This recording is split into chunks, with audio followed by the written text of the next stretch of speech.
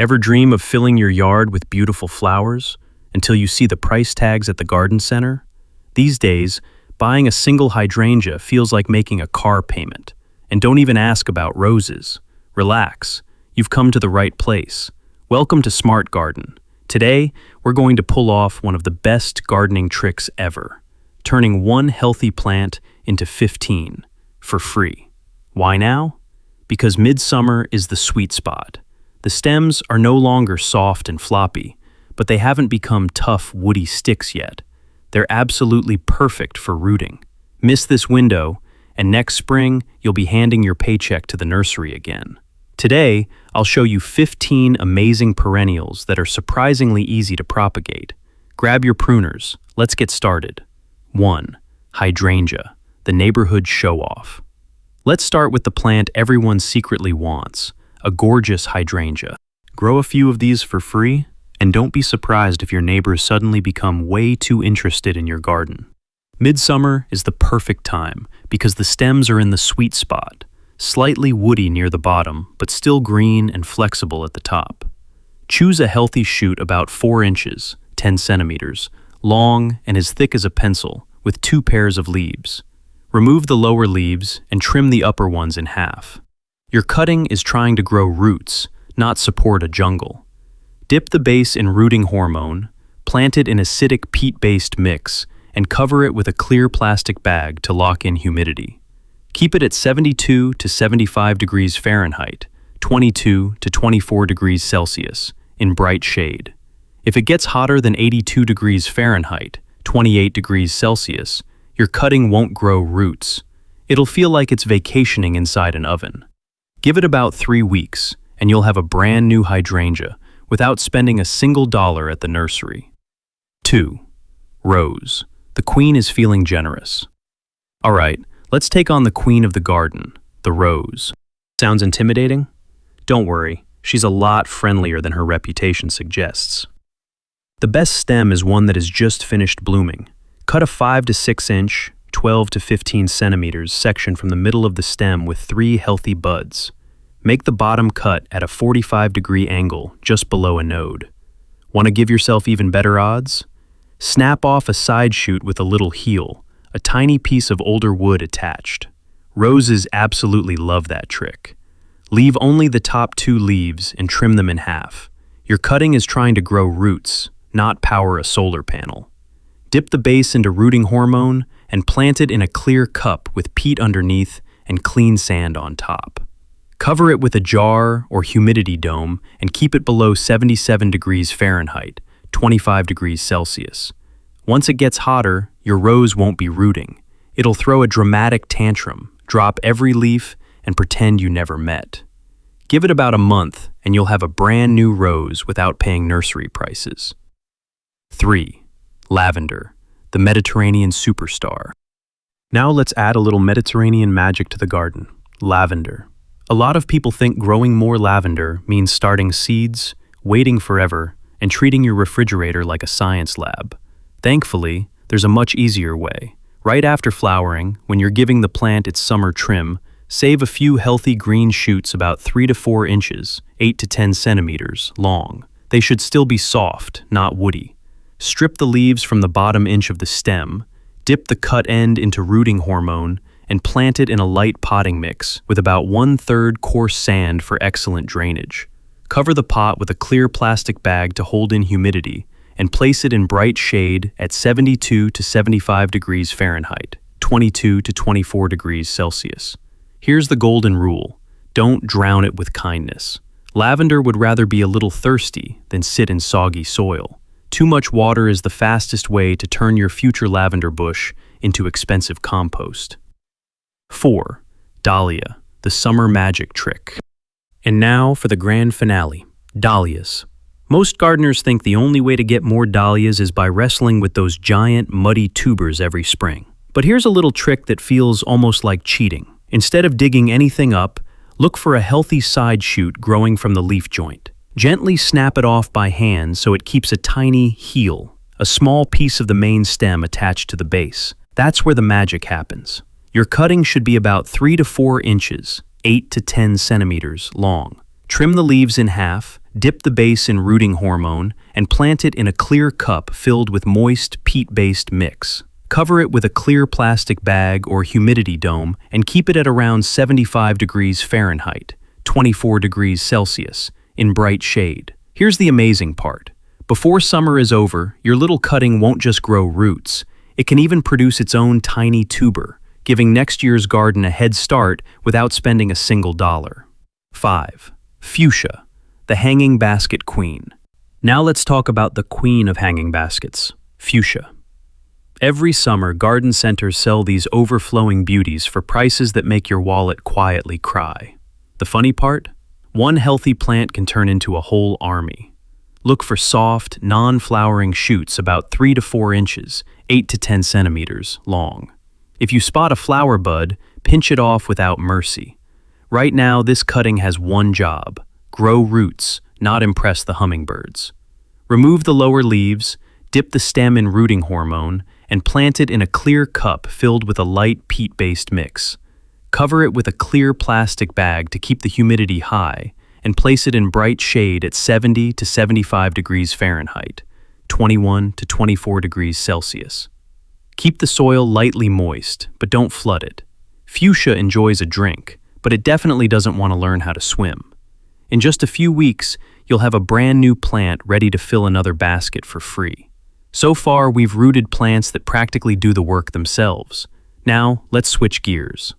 Our next flower is a little more dramatic, but once you learn this trick, you'll never look at hanging baskets the same way again.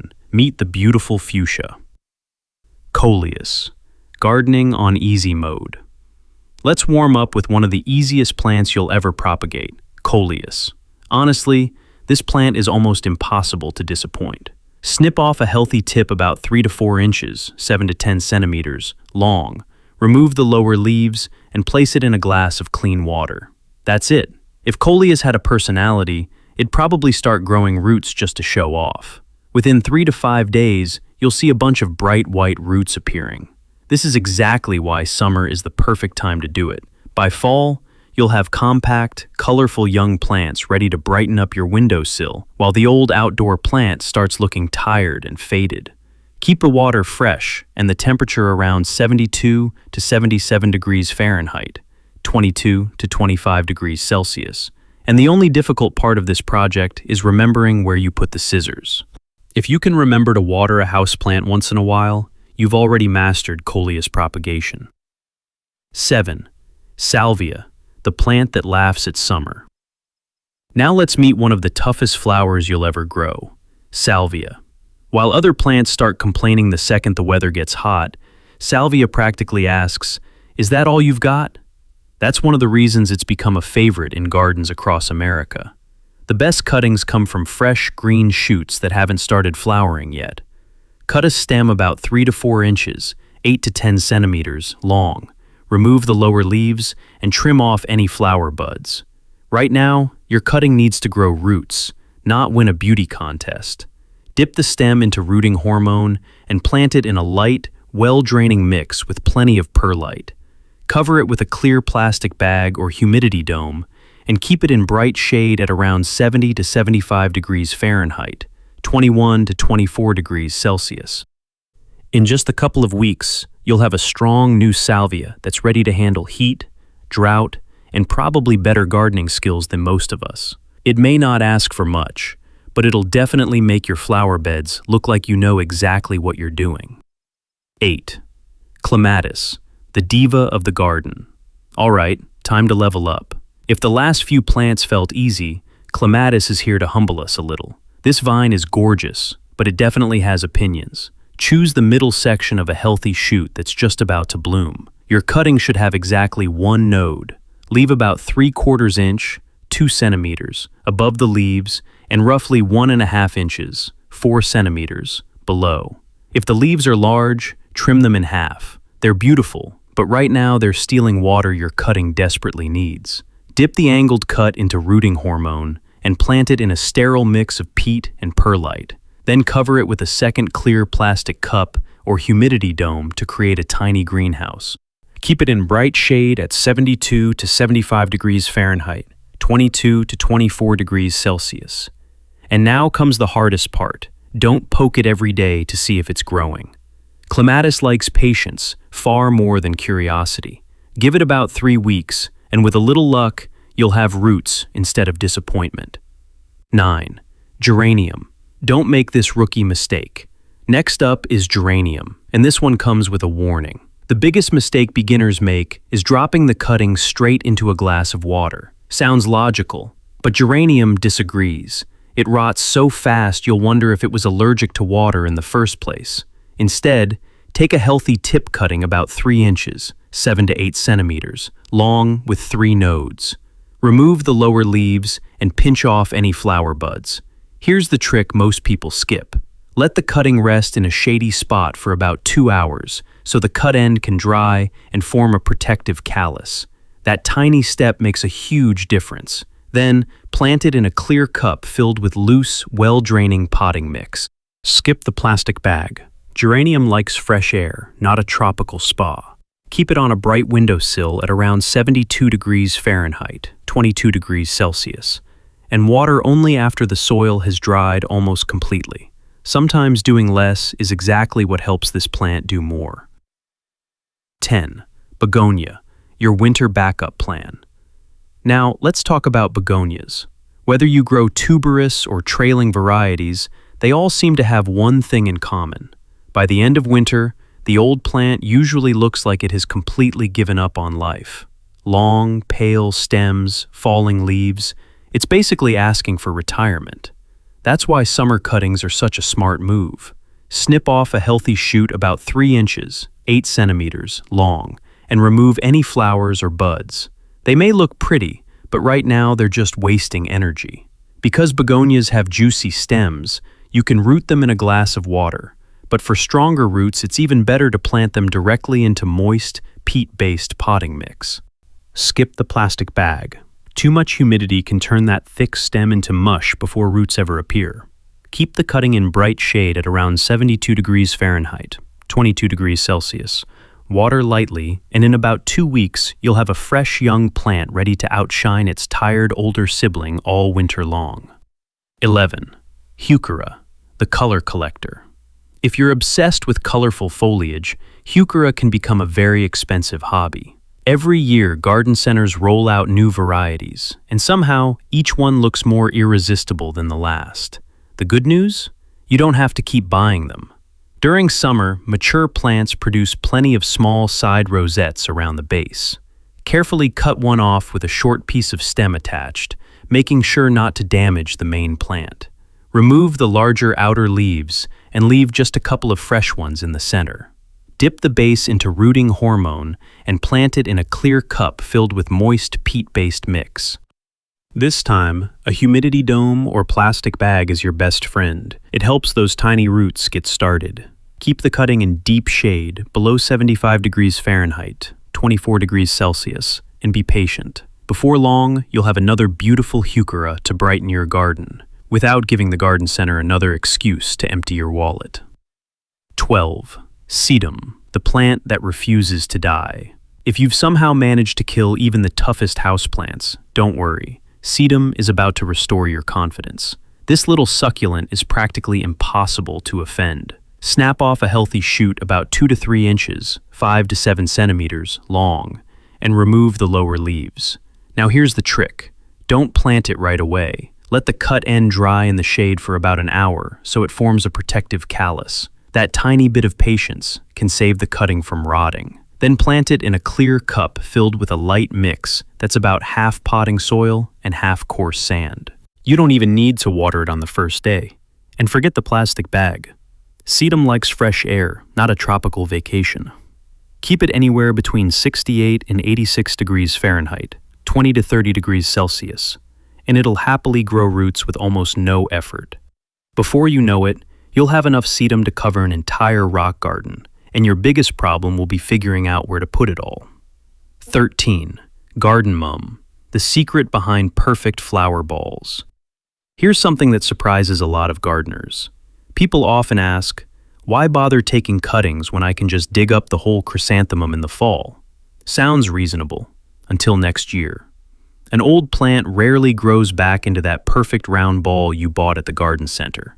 It gets woody, spreads out, and loses its neat shape. The secret to those picture-perfect mounds is young cuttings. Snip off fresh green shoots about 2 to 2.5 inches, 5 to 6 centimeters, long, and remove the lower leaves. Plant them in small, clear cups filled with a light mix of peat and perlite.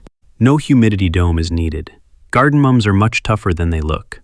Just keep the soil lightly moist and the temperature around 72 to 75 degrees Fahrenheit. By the time autumn arrives, you'll have compact young plants that will sail through winter far better than an old, overgrown clump. Your future self will thank you next spring. 14. Impatience, the speed champion. All right, time for an easy win. Meet impatience, one of the fastest plants you'll ever propagate. The biggest threat isn't your gardening skills, it's spider mites. Those tiny troublemakers seem to think impatiens is an all-you-can-eat buffet. So before they get the whole plant, let's make a few backups. Take healthy green tip cuttings, about 2.5 to 3 inches, 6 to 8 centimeters, long, and remove every flower bud you see. Right now, your cutting needs to grow roots, not show off its blooms. Plant it in a small, clear cup with drainage holes, filled with a light peat-based mix. Skip the plastic bag completely. Impatiens loves moisture, but too much humidity turns those juicy stems into mush. Keep it around 72 degrees Fahrenheit, 22 degrees Celsius, in bright, indirect light, and in about a week, you'll start seeing fresh, white roots. It's so quick, you'll wonder why you ever bought another impatiens in the first place. 15. Garden phlox, the cottage garden classic. Let's finish with a true cottage garden favorite, garden phlox. Here's something many gardeners discover the hard way. Older clumps often go bald right in the middle. Meanwhile, the fresh, full plants at the nursery somehow come with luxury price tags. Luckily, you can grow your own. Choose a healthy green stem that hasn't turned woody yet. Make a cutting with 2 nodes, trim the large leaves in half, and remove the lower ones completely. Your cutting needs to save its energy for growing roots, not evaporating water. Plant it in a clear cup filled with loose peat-based mix. Cover it with a clear plastic bag or humidity dome, and keep it in bright, indirect light at around 73 degrees Fahrenheit, 23 degrees Celsius. In a few weeks, you'll have a strong, young phlox ready to fill those empty spaces in your flower bed, and your wallet will be just as full as your garden. All right, we've covered 15 amazing plants, and by now, you've probably noticed something. There's always that one gardener who says, "I just stick a cutting in the ground, and it grows every time." Well, congratulations to your garden. It clearly has magical powers. For the rest of us who don't like gambling with rare plants, there's a much better approach. A few simple steps can turn a 50-50 chance into a much more reliable success. So, let's stop talking and actually get our hands dirty.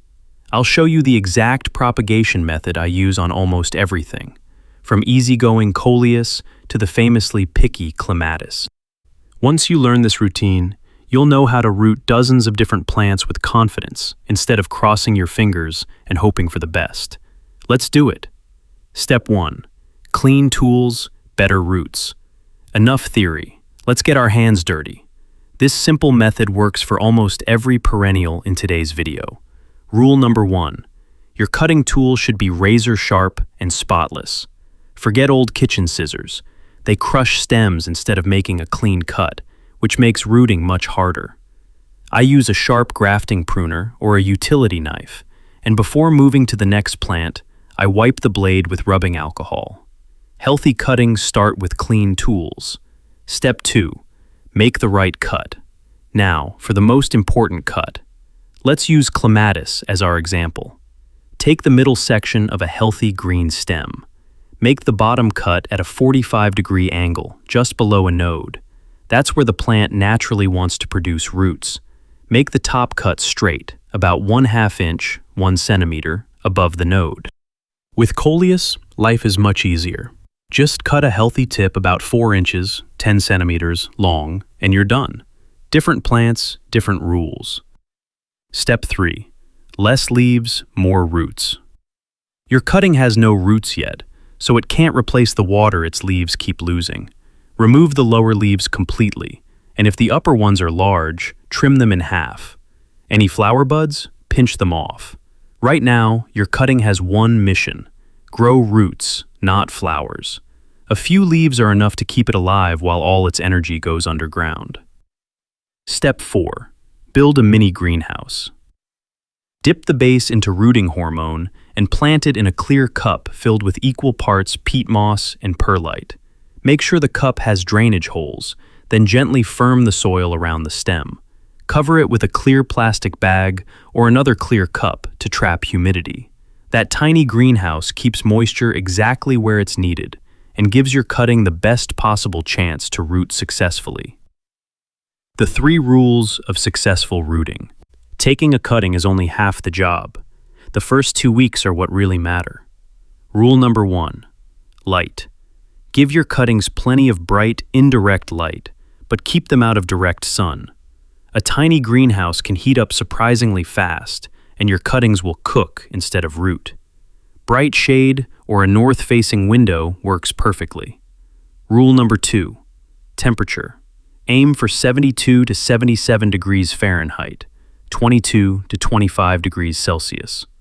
If a heat wave pushes temperatures above 86 degrees Fahrenheit, 30 degrees Celsius, move your cuttings somewhere cooler. Extreme heat slows rooting and encourages rot. Rule number 3. Fresh air. Open the humidity dome for a minute or two every day to let out excess moisture.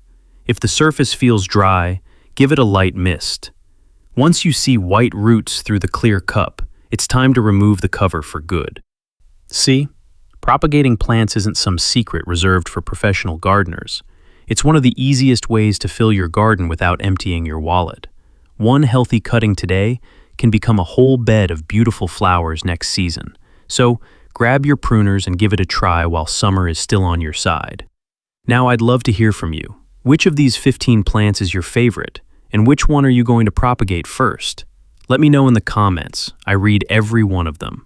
And if you enjoyed this video, don't forget to like, subscribe, and ring the bell so you won't miss the next episode. We'll show you exactly how to help these young plants survive the winter and come back even stronger in spring. Thanks for watching, happy gardening, and I'll see you in the next video.